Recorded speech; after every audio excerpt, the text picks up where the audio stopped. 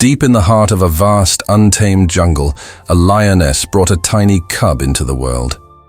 It was a moment of new life, but it was quickly overshadowed by tragedy. Just moments after giving birth, the mother lioness passed away, leaving her newborn cub completely alone, a fragile, helpless creature in a massive, dangerous world. Not long after, a flock of gentle sheep wandered through that part of the jungle. The little cub, driven by hunger and a primal fear of being alone, instinctively began to follow them. The sheep, in their gentle nature, accepted the strange little follower into their flock. And so, from that day forward, an extraordinary life began for the lion cub. He was raised as one of them, a member of the herd. Growing up surrounded by sheep, the cub started to mirror their every behavior. He learned to eat grass, a diet completely unnatural for a lion, instead of the meat he was born to hunt. He learned to bleat softly, his vocal cords never discovering the power they held to roar. And whenever danger approached, he would run and hide in fear, just like every other sheep in the flock.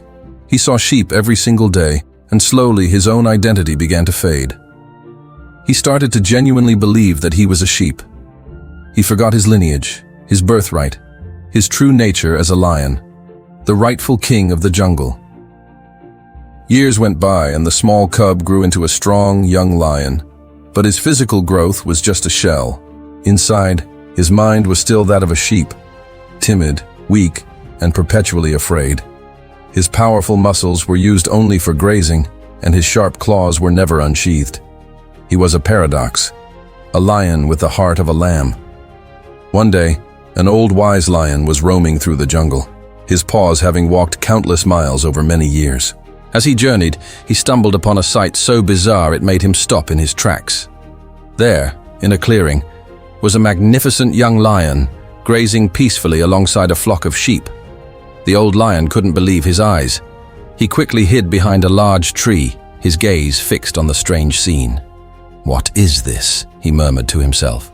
"A lion, living the life of a sheep? How can this be?" His curiosity and a sense of responsibility for his own kind took over. The old lion decided he had to intervene. Gathering all his strength, he let out a mighty, earth-shaking roar and charged toward the flock. As expected, the sheep scattered in a panic, bleating in terror. But what truly astonished the old lion was that the young lion ran with them, trembling with the same fear, his eyes wide with panic. The old lion was swift. With a few powerful strides, he easily caught up to the young, terrified lion.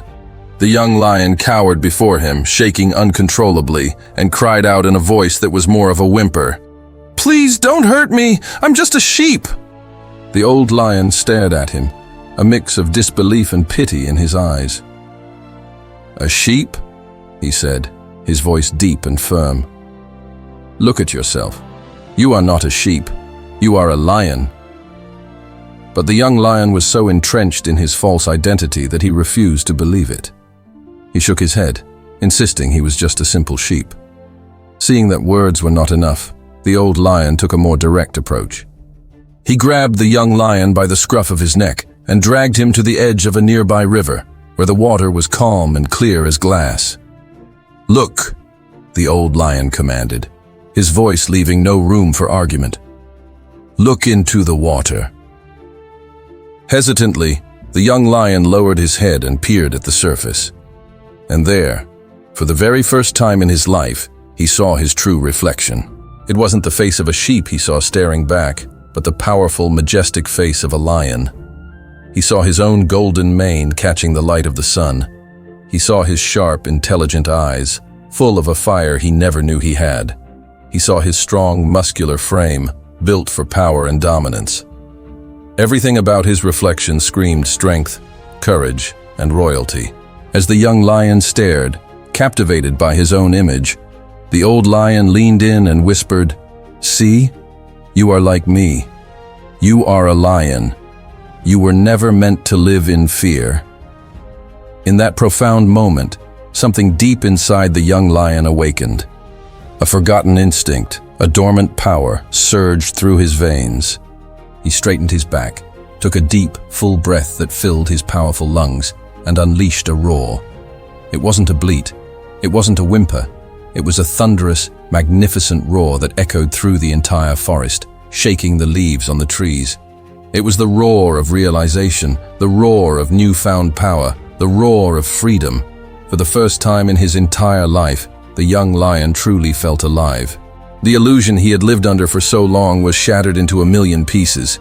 He finally understood. Living like a sheep had never been his reality.